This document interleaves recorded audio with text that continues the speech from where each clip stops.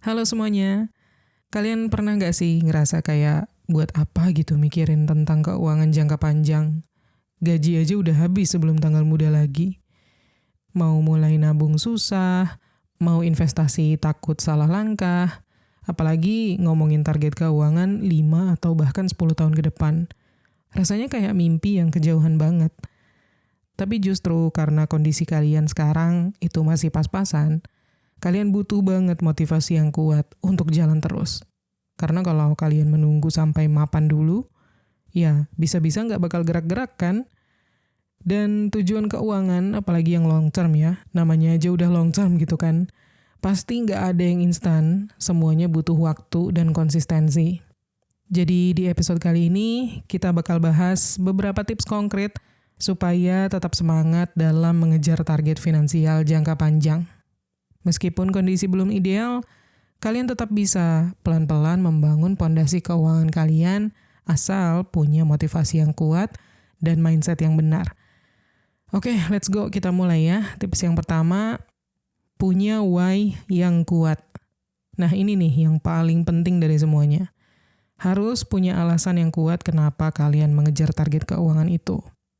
Jangan cuma bilang kayak, aku pengen punya duit banyak. Itu terlalu umum.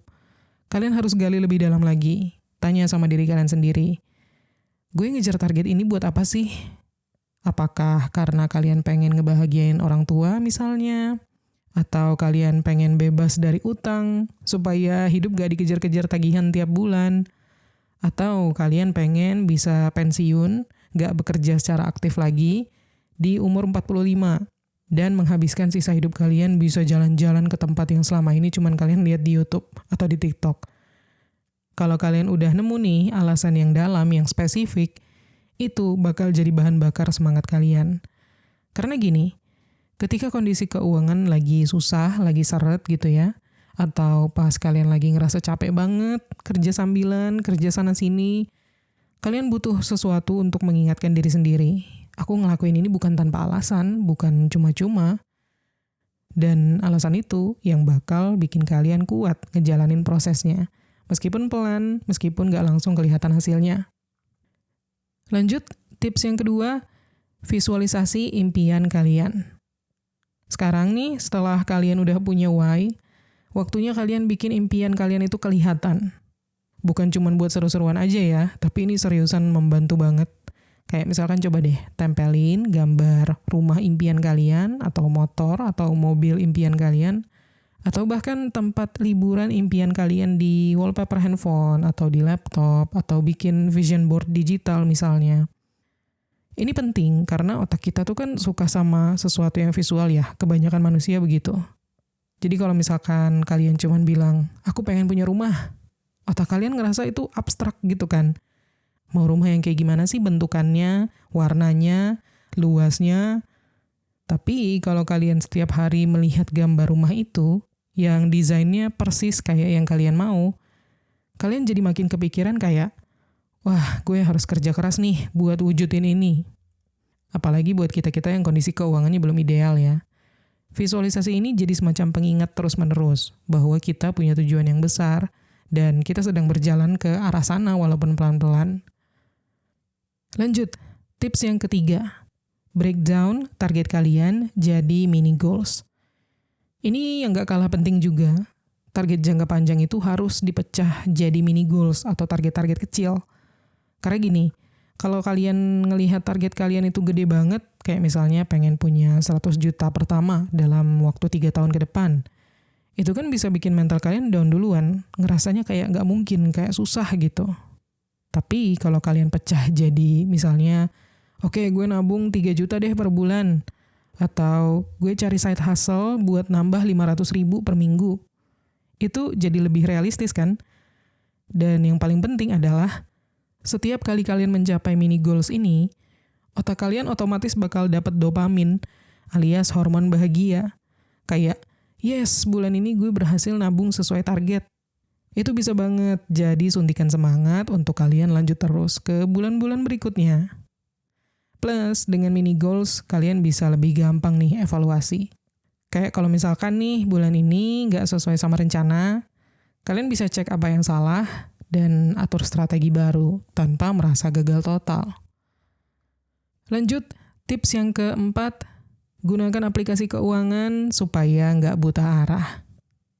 Kalian tahu nggak sih, salah satu hal yang sering kali bikin kita gagal menabung atau nggak maju-maju finansialnya, itu karena kita nggak tahu duit kita kemana aja.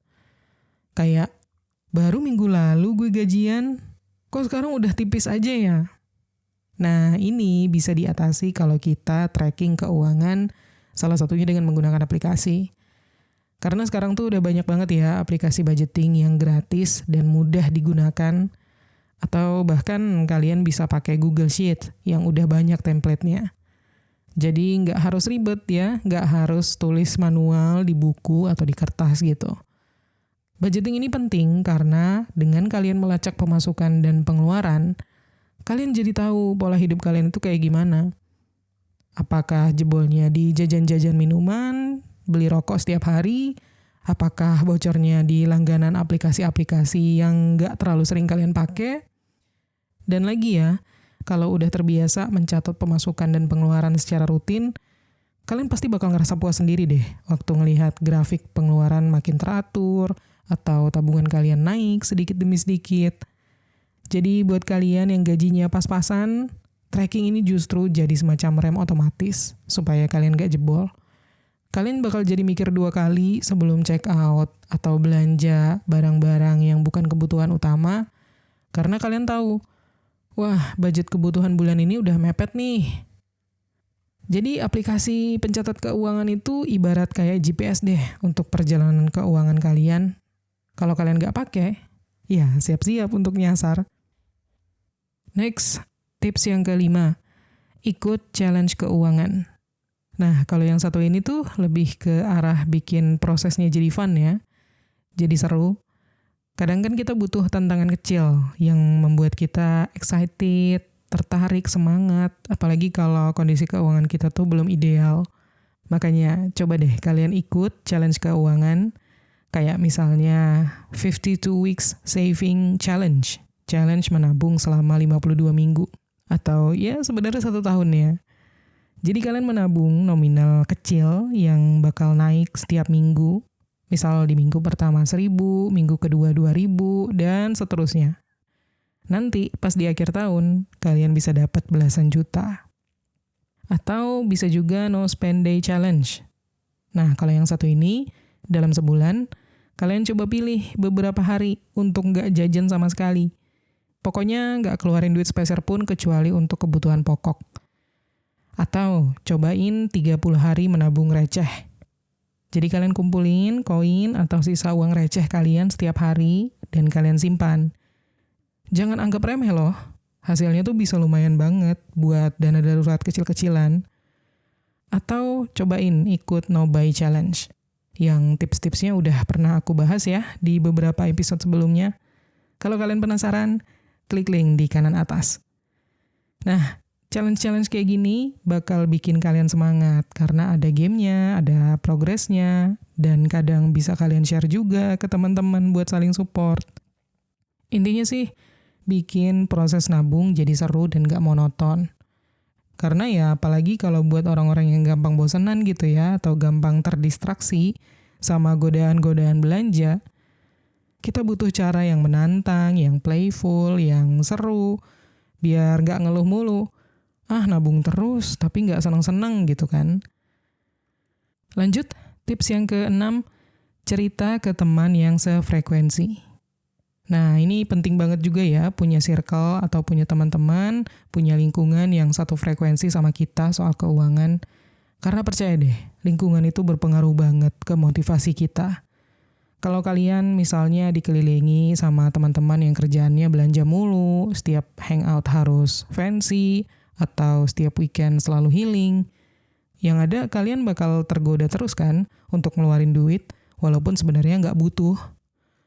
Tapi kalau kalian punya 1-2 teman yang juga lagi berjuang untuk nabung atau ngejar target finansial atau ya pengen mencapai goals besar kayak misalkan KPR atau nabung dana nikah atau dana darurat, itu bakalan beda banget rasanya. Kalian bisa saling update kayak misalkan, bro, bulan ini lo berhasil nabung berapa? Atau kayak, lo invest di mana nih sekarang? Gitu. Tapi ya buat sekedar sharing aja, nggak harus jadi lomba-lomba atau jadi bikin saling insecure gitu ya. Bahkan kalian juga bisa saling mengingatkan satu sama lain ketika udah mulai belok arah atau keluar jalur. Katanya mau KPR tahun depan. Kok check out Shopee mulu sih lo? Gitu. Dan ini penting banget buat kalian yang keuangannya belum stabil. Karena kadang dukungan sekecil itu bisa bikin kalian berpikir ulang sebelum mengeluarkan uang untuk hal-hal yang gak penting. Plus, kalian juga jadi gak ngerasa sendirian dalam berjuang. Lanjut, tips yang ke-7. Self-reward tapi jangan kebablasan. Nah, ini gak kalah krusial ya. Target penting dalam hal keuangan itu bukan cuma soal kita menabung aja. Boleh banget kok ngasih self-reward kalau misalkan kita udah mencapai milestone tertentu. Justru ini kan bisa jadi booster semangat untuk kita lanjut ke tahap berikutnya. Tapi dengan catatan, rewardnya harus masuk akal, harus make sense. Contoh simpelnya gini, kalian udah berhasil nih konsisten nabung selama 3 bulan, sesuai target. Nah, coba kasih reward ke diri kalian sendiri. Misalnya, jajan es kopi kekinian 1 kali gitu. Atau nonton film di bioskop yang udah kalian tunggu-tunggu. Tapi jangan sampai kebablasan. Jangan sampai karena kalian udah berhasil nih menabung sedikit, terus kalian belanja apa? Skincare atau ya fashion, seharga setengah gaji kalian. Itu bukan reward namanya, itu sabotase diri sendiri, sabotase keuangan. Intinya, memberikan hadiah ke diri sendiri atau self-reward itu sah-sah aja, bahkan sangat dianjurkan ya, asal sesuai dengan kapasitas dan gak bikin kalian setback, mundur dari progres keuangan yang udah kalian bangun dengan susah payah. Reward kecil itu penting supaya kita ngerasa kita udah bekerja keras, kita udah berusaha untuk mengejar target finansial. Nah, kita juga berhak nih menikmati hasilnya dengan wajar. Tapi ya, balik lagi, jangan sampai lupa dengan tujuan utama. Next, tips yang ke-8, follow akun finansial yang relatable. Zaman sekarang ini kan konten edukasi keuangan tuh udah banyak banget ya, yang dikemas dengan cara-cara yang lucu, yang ringan, yang mudah dicerna. Gak melulu serius atau penuh dengan istilah yang ribet-ribet. Makanya, coba deh follow akun-akun finansial yang vibes-nya cocok sama kalian. Yang bahas keuangan kayak lagi ngobrol aja gitu sama temen. Bisa dari TikTok, IG, atau YouTube. Akun-akun kayak gini bisa banget jadi semacam teman virtual yang setiap hari mengingatkan kalian untuk stay on track. Bayangin nih, setiap kalian buka handphone, kalian lihat konten yang ngomong kayak, "Besti, jangan tergoda flash sale dulu ya, dana daruratmu masih bolong tuh." Ngena banget kan? Buat kalian yang lagi berusaha keluar dari fase keuangan yang pas-pasan, konten-konten yang kayak gini, cara-cara yang kayak gini itu penting banget. Karena lingkungan digital kalian juga bisa jadi sumber motivasi. Bukan cuman buat ngeliat flexingan orang yang penghasilannya ratusan juta, tapi juga konten yang memberikan tips realistis untuk kalian yang baru mulai bangun pondasi keuangan. Next, tips yang ke-9, bikin progress tracker, fisik atau digital. Nah, ini nih yang bisa bikin kita sadar bahwa setiap langkah kecil itu berharga. Coba deh, kalian bikin tracker keuangan. Bentuknya bisa visual di papan tulis atau whiteboard di kamar kalian, atau tempel stiker, atau yang digital-digital aja kayak Notion, Excel, atau aplikasi khusus. Misalnya nih, kalian lagi nabung 10 juta buat beli laptop untuk bekerja. Nah, coba bikin tracker yang bisa kalian isi setiap kali kalian menabung, kayak grafik progress atau checklist bar gitu. Setiap kalian update, itu bikin kalian makin semangat, karena kalian bisa melihat seberapa jauh kalian udah jalan. Dan yang paling powerful dari cara ini adalah kalian bakal ngerasa kayak sayang banget kalau misalkan nyerah sekarang. Karena kadang alasan kita kehilangan motivasi itu karena kita ngerasa nggak ada kemajuan gitu ya. Padahal mah ada, cuman nggak kelihatan, nggak selalu kelihatan. Nah, Progress tracker ini bisa jadi bukti visual untuk kalian. Gue udah sampai di titik ini, masa balik lagi ke nol? Ya kan? Next, tips yang ke-10, ingat bahwa uang itu sama dengan kebebasan. Ini mindset yang bisa dibilang cukup powerful ya. Uang itu bukan soal gaya hidup, tapi soal kebebasan. Semakin cepat nih kalian bisa mencapai target finansial kalian, maka semakin cepat juga kan kalian punya kendali atas hidup kalian sendiri. Kalian punya banyak pilihan untuk melakukan apapun. Contoh realnya kayak kalian udah punya nih dana darurat dan tabungan yang cukup. Terus kalian lagi kerja di kantor yang toksik banget. Bos kalian nyebelin, lemburan gak dibayar, gak ada jenjang karir. Nah, kalau kalian gak punya tabungan, kalian bakal terpaksa bertahan di situ kan? Tapi kalau kalian punya backup finansial, dana darurat, dan tabungan itu tadi, kalian jadi bisa bilang, cabut aja deh, gue bisa hidup 6 bulan ke depan sambil cari kerjaan baru yang lebih manusiawi. Ya kan? Selain itu, kalian juga bisa bilang enggak ke project-project yang enggak sesuai dengan nilai kalian, tanpa takut kehilangan pemasukan.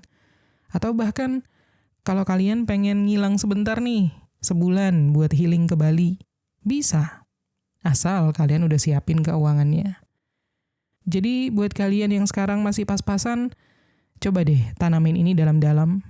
Uang itu bukan tujuan akhir, tapi alat untuk kalian bisa punya banyak pilihan. Dan pilihan itu sama dengan kebebasan.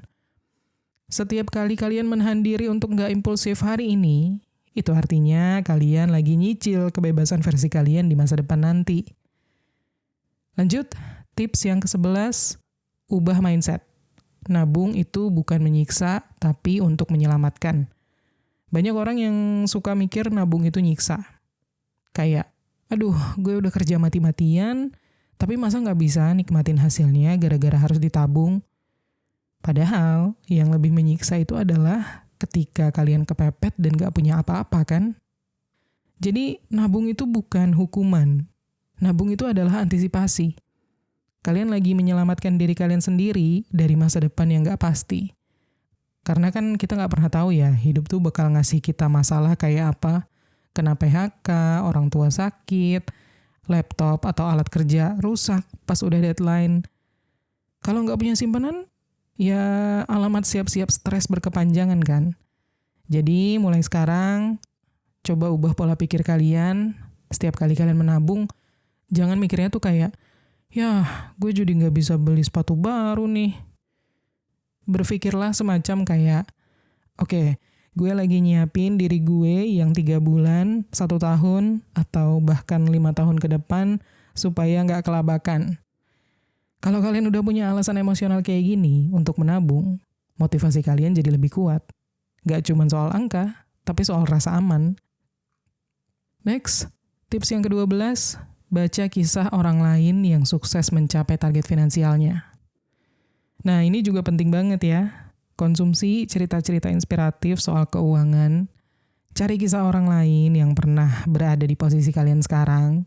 Finansial pas-pasan, hidup ngepres, tapi nggak bisa membalikkan keadaan gitu.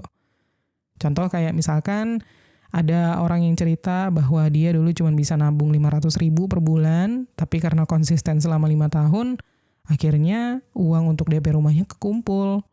Atau orang yang dulu awalnya kerja serabutan, tapi pelan-pelan belajar investasi reksadana. Sekarang udah punya tabungan pendidikan buat anak. Cerita-cerita kayak gini tuh bukan buat bikin kita iri ya, tapi supaya kita bisa berpikir kalau mereka aja bisa, kenapa gue enggak gitu. Kadang kita butuh melihat bukti yang nyata kan, bahwa orang biasa yang kayak kita, biasa-biasa aja secara finansial, mereka aja bisa ngelakuin hal yang luar biasa kalau mereka konsisten.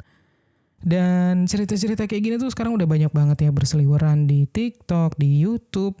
Tinggal kalian aja yang pilih mana yang vibes-nya nyambung sama kalian. Cerita mereka juga bisa jadi reminder bahwa perjalanan kalian itu valid, bahwa perubahan itu mungkin, dan bahwa progres kalian, sekecil apapun itu, tetap punya arti. Next, tips yang ke-13, bayangin risikonya kalau kalian gak bergerak sekarang. Kadang motivasi itu nggak melulu datang dari mimpi yang indah, tapi justru dari membayangkan hal-hal buruk yang bisa terjadi kalau kalian cuman anteng-anteng aja, nggak ngelakuin apapun untuk meraih financial goals kalian. Kayak misalkan coba bayangin deh, gaji kalian udah naik nih, tapi karena kalian nggak pernah kepikiran untuk nabung ataupun investasi, setiap kali ada musibah sedikit, kalian langsung megap-megap, panik. Terus nanti begitu kalian udah di usia 50-an misalnya. Tapi kalian masih harus bekerja keras, secara aktif, banting tulang, karena nggak punya dana pensiun, nggak ada persiapan sama sekali. Atau keluarga kalian, orang tua, atau pasangan, atau anak-anak kalian nanti, jadi harus ngerasain susahnya hidup, karena kalian nggak nyiapin proteksi finansial dari sekarang. Sedih nggak sih bayanginnya? Tapi ya memang banyak banget dari kita yang mengalami hal itu. Mungkin bukan karena bodoh atau kurang ilmu ya, tapi karena terlalu lama menunda. Kelamaan mikir, nanti aja lah, sampai akhirnya udah terlambat. Kadang kita perlu sedikit takut untuk bisa mulai bergerak. Rasa takut itu valid, asal kita gunakan untuk menyulut semangat. Jadi digunakannya secara positif gitu. Jadi daripada takut terus dan gak ngapa-ngapain, mending takutnya kita arahkan untuk mulai mengatur keuangan dari sekarang kan, termasuk mulai mengejar goals finansial kita. Meskipun kecil, meskipun pelan, yang penting jalan aja dulu. Lanjut, tips yang ke-14, stay konsisten, bukan harus sempurna. Nah ini poin yang suka banget dilupain orang ya, konsisten itu jauh lebih penting daripada sempurna. Apalagi buat kalian yang uangnya masih serba ngepas, kalian tuh nggak harus loh langsung bisa menabung 1 juta sebulan misalnya. Nggak harus langsung ngerti semua instrumen investasi, dan kalian juga nggak harus punya Excel yang rapi untuk budgeting setiap hari. Kalau hari ini misalnya kalian cuma bisa menabung sebesar 10.000, ya nggak apa-apa. Kalau minggu ini kalian nggak sempat baca artikel soal keuangan, atau ya upgrade ilmu keuangan deh, ya santai aja. Yang penting cuman kalian nggak berhenti. Tetap jaga ritme kalian sekecil apapun itu. Karena yang seringkali bikin banyak orang gagal itu bukan karena gagal paham, tapi karena nggak konsisten. Mereka mulai, terus berhenti. Mulai lagi, berhenti lagi. Sampai akhirnya stuck aja gitu, nggak berkembang. Jadi mindsetnya nih yang harus diubah. Kalian bukan lagi mencari yang instan atau sempurna. Kalian sedang membangun kebiasaan jangka panjang. Dan kebiasaan itu akan menjadi pondasi untuk masa depan finansial kalian. Lanjut, tips yang ke-15, gunakan mindset mengatur keuangan itu sama dengan mengatur hidup. Karena gini, kalian sadar nggak sih? Orang yang bisa disiplin mengatur uang itu biasanya juga lebih rapi dalam banyak hal lain. Mereka bisa lebih disiplin menjaga kesehatan dibanding orang-orang pada umumnya, lebih sadar waktu, lebih bijak dalam mengambil keputusan. Karena ketika kita belajar soal budgeting nih, kita tuh juga sebenarnya sedang belajar untuk bilang enggak loh ke hal-hal yang enggak penting. Kita belajar untuk sabar, untuk berpikir panjang, dan untuk bertanggung jawab sama diri kita sendiri. Di situ tuh kuncinya. Kita bukan cuman lagi ngejar angka di rekening, tapi kita sedang mengupgrade diri. Kita buktiin ke diri kita bahwa kita itu bisa, capable untuk menjadi pribadi yang dewasa dan punya kendali atas hidup kita sendiri. Karena kalau urusan keuangan aja kita bisa handle dengan serius, hal-hal lain pun bisa kita taklukkan. Oke ya, itu tadi beberapa cara untuk kalian supaya bisa tetap termotivasi dalam mengejar target keuangan jangka panjang. Walaupun sekarang keuangan kalian mungkin masih seret, masih naik turun, belum stabil banget gitu ya. Intinya, jangan menunggu kondisi kalian ideal dulu, baru mulai. Mulai aja dari sekarang, dari yang kecil-kecil dulu. Karena progres kecil itu lebih baik daripada nggak berprogres sama sekali. Dan jangan terlalu membandingkan hidup kalian sama orang lain, karena nggak ada orang yang startnya sama, tapi kita semua bisa finish dengan baik kalau konsisten. Oke, segitu dulu episode kali ini. Seperti biasa, terima kasih udah nonton, dan sampai ketemu lagi di Menuju Kekayaan episode berikutnya.